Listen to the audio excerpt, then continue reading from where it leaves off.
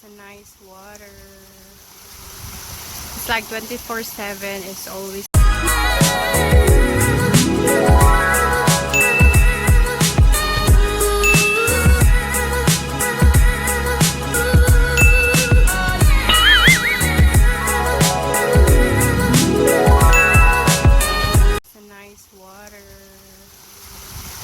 like 24/7. It's always like that.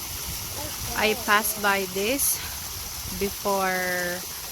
I'm actually walking kasi to go to the store, and then I saw this. I just want to film just for a while because every time we pass by here, my son always noticed this. So just want to film and show you that before bago ka makapunta sa store, ito pa yung mapapass by mo. And it was very nice. It's relaxing. Nice.